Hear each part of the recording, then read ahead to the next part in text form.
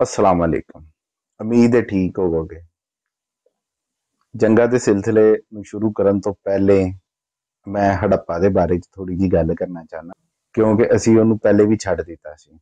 हड़प्पा ਜਿਹੜਾ ਵੇ 1300 ਤੋਂ 3800 ਕਬਲ ਮਸੀਹ ਦੇ ਵਿੱਚ ਕਾਇਮ ਹੋਇਆ।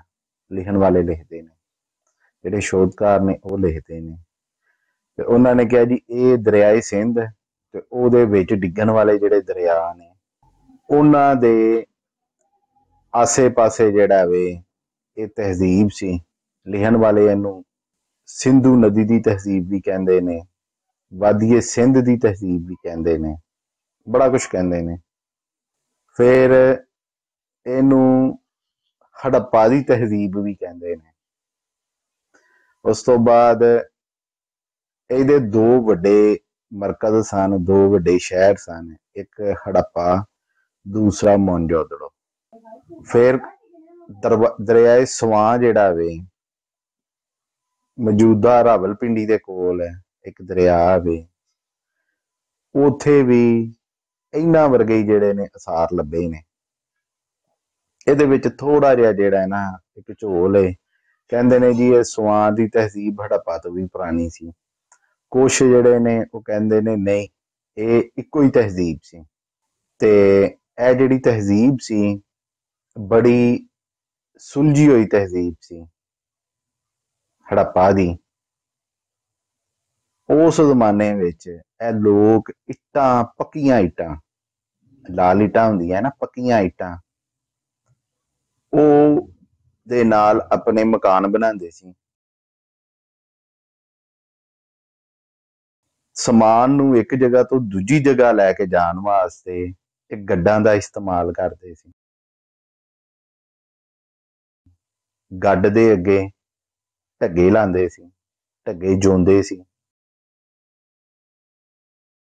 ਫਿਰ ਚਰਖਾ ਜਿਹੜਾ ਚਰਖਾ, ਉਹਦੇ ਉੱਤੇ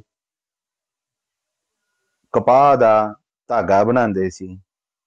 ਭੇਡਾਂ ਬੱਕਰੀਆਂ ਦੀ ਉੱਨ ਦਾ ਧਾਗਾ ਬਣਾਉਂਦੇ ਸੀ।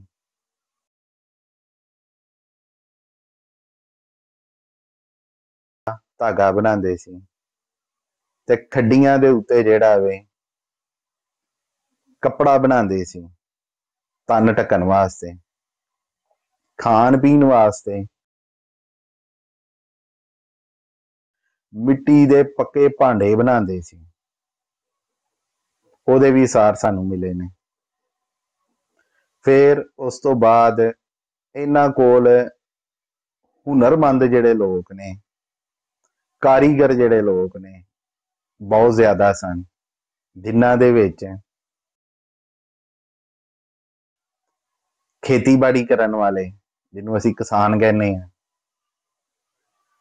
ਜਲਾਏ, ਜਿਹੜੇ ਕੱਪੜਾ ਉਣਦੇ ਸਨ, ਘੁਮਾਰ, ਜਿਹੜੇ ਮਿੱਟੀ ਦੇ ਭਾਂਡੇ ਬਣਾਉਂਦੇ ਸਨ ਤੇ ਉਹਨਾਂ ਨੂੰ ਪਕਾਉਂਦੇ ਸਨ ਅੱਗ ਤੇ, ਮਿਸਤਰੀ, ਜਿਹੜੇ ਪੱਕੀਆਂ ਇੱਟਾਂ ਦਾ ਮਕਾਨ ਬਣਾਉਂਦੇ ਸਨ। ਇਹ ਸਾਰੇ ਲੋਕ ਜਿਹੜੇ ਨੇ ਇਹ ਹੜੱਪਾ ਤਹਿਜ਼ੀਬ ਦੇ ਨੂੰ ਖੜੇ ਕਰਨ ਵਾਲੇ ਸਨ।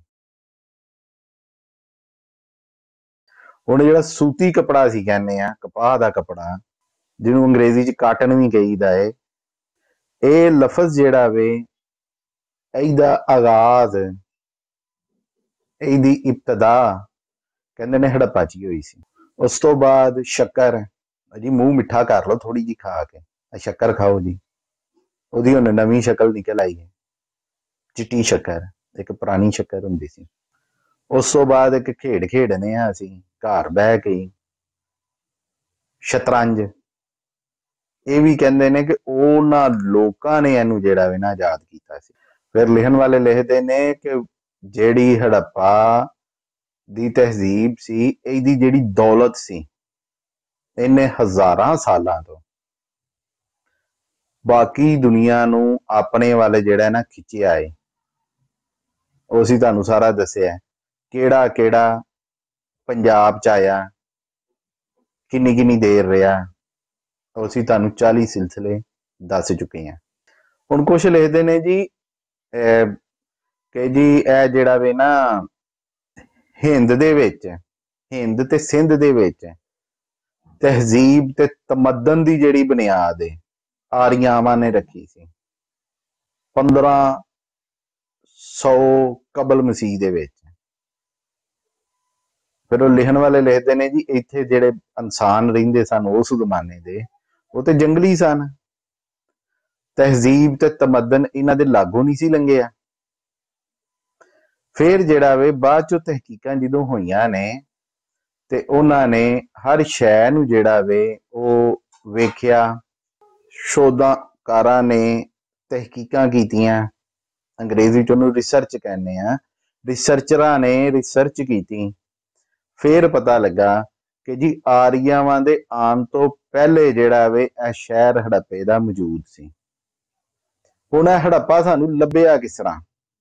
ਹਾਂਜੀ, ਇਹ ਮਿੱਟੀ ਦੇ ਥੱਲੇ ਜਿਹੜੇ ਨੇ ਗੱਡੇ ਜਿਹੜੇ ਮੁਰਦੇ ਸਨ ਇਹ ਹੈ ਕੀ ਸਨ?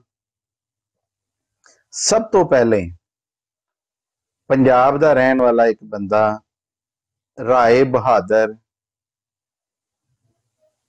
ਦੀਆ ਰਾਮ ਜਿਹੜਾ ਵੇ ਉਹਨੂੰ ਕਦੀਮ ਤਹਿਜ਼ੀਬ ਦੇ ਥੋੜੇ ਜਿਹੇ ਅਸਾਰ ਲੱਭੇ। ਉਹ ਕਿਤੇ ਕੋਈ ਪੁੱਟਣ ਪਟਣ ਡਿਆ ਹੋਣਾ, ਕੁਛ ਹੈ, ਕੋਈ ਟੋਇਆ ਕੱਢਣ ਡਿਆ ਹੋਣਾ।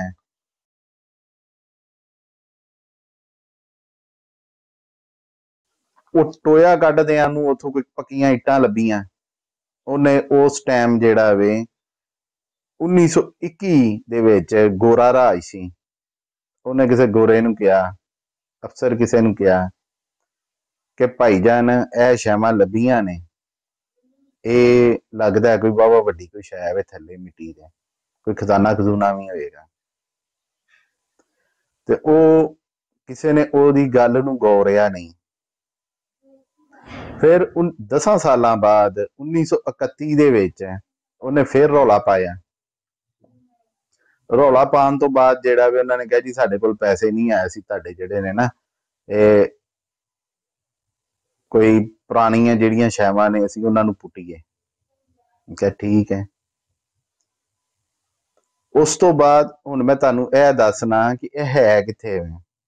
ਪੰਜਾਬ ਦੇ ਵਿੱਚ ਸ਼ਹਿਰ ਸਾਈਵਾਲ, ਪੁਰਾਣਾ ਨਾਮ ਹੈ ਮਿੰਟ ਕੁੰਬਰੀ, ਉਹਦੇ ਤੋਂ 35 ਕਿਲੋਮੀਟਰ ਦੂਰ ਮਗਰਬ ਵਾਲੀ ਸਾਈਡ ਤੇ, ਹਾਂਜੀ, ਲਹਿੰਦੇ ਵਾਲੇ ਪਾਸੇ ਚੀਚਾ ਵਤਨੀ ਇੱਕ ਸ਼ਹਿਰ ਹੈ।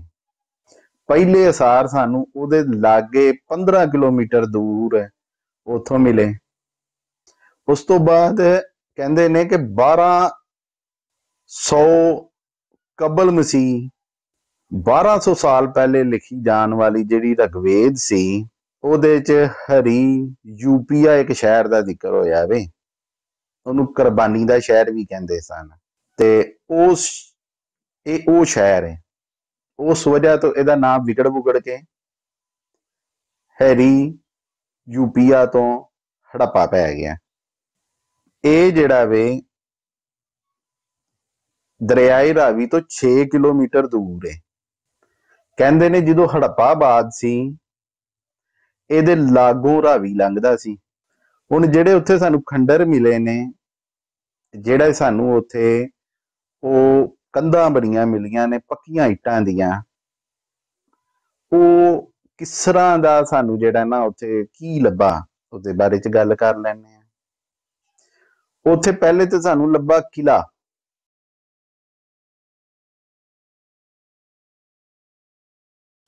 ਕਿਲਾ ਕੀ ਸੀ ਜੀ? 45 ਫੁੱਟ ਉੱਚੀ ਸਾਨੂੰ ਜਿਹੜੀ ਇਹ ਕੰਧ ਮਿਲੀ।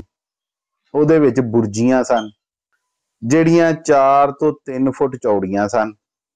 ਤੇ ਇਹ ਜਿਹੜੀ ਕੰਧ ਮਿਲੀ ਏ ਇਹ ਕੋਈ 35 ਫੁੱਟ ਉੱਚੀ ਸੀ। ਇਹ ਮੋਟੀ ਕਿੰਨੀ ਸੀ? ਇਹ 4 ਫੁੱਟ ਮੋਟੀ ਸੀ। ਫਿਰ ਸਾਨੂੰ ਇੱਥੇ ਗੁਲਾਮ ਘਰ ਮਿਲੇ, ਜਿਹੜੇ ਲੋਕਾਂ ਨੂੰ ਕੈਦਖਾਨਾ ਕਹਿ ਲਓ, ਗੁਲਾਮ ਘਰ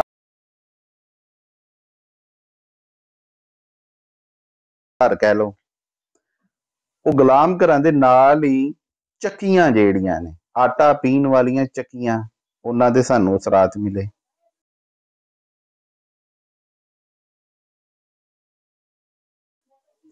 ਉਹ ਚੱਕੀਆਂ ਦੇ ਨਾਲ ਹੀ ਜਿਹੜਾ ਵੇ ਅਨਾਜ ਘਰ ਉਹਨਾਂ ਨੂੰ ਕਹਿ ਦਿੱਤਾ ਗਿਆ, ਜਿਹਨੂੰ ਅੱਜ ਕੱਲ ਦੇ ਜ਼ਮਾਨੇ 'ਚ ਅਸੀਂ ਗੋਦਾਮ ਕਹਿੰਦੇ ਆ, ਭੜੋਲੇ ਮਿਲੇ। ਤੇ ਉਹ ਕਹਿੰਦੇ ਨੇ ਕਿ ਇੱਥੇ ਜਿਹੜਾ ਵੇ ਇਹ ਉਸ ਜ਼ਮਾਨੇ ਦੇ ਵਿੱਚ ਇਹ ਜਿਹੜਾ ਜਿਹਦੀ ਮੈਂ ਗੱਲ ਕਰ ਰਿਹਾ, ਜਿਹੜਾ ਸਭ ਤੋਂ ਪਹਿਲੇ ਸਾਨੂੰ ਲੱਭਾ ਵੇ, ਇਹ ਜੇਲ੍ਹ ਹੋ ਸਕਦੀ ਹੈ ਕਿ ਮਾਸ਼ਰੇ ਵਾਸਤੇ ਜਿਹੜੇ ਬੰਦੇ ਨਸੂਰ ਬਣ ਜਾਂਦੇ ਨੇ, ਲੜਾਈ ਝਗੜਾ ਕਰਦੇ ਨੇ, ਉਹਨਾਂ ਨੂੰ ਇੱਥੇ ਰੱਖਿਆ ਜਾਂਦਾ ਸੀ, ਸਜ਼ਾਵਾਂ ਦਿੱਤੀਆਂ ਜਾਂਦੀਆਂ ਸੀ, ਉਹਨਾਂ ਕੋਲੋਂ ਫਿਰ ਕੰਮ ਵੀ ਲਿਆ ਜਾਂਦਾ ਸੀ। ਕੰਮ ਇਹ ਲਿਆ ਜਾਂਦਾ ਸੀ ਕਿ ਬਹਿ ਕੇ ਆਟਾ ਪੀਓ। ਹਾਂਜੀ, ਫਿਰ ਕਹਿੰਦੇ ਨੇ ਇਸੇ ਜਗ੍ਹਾ ਤੋਂ ਮੋਹਰਾਂ ਲੱਭੀਆਂ, ਜਿਹਨੂੰ ਸਟੰਪ ਕਹਿੰਦੇ ਆ।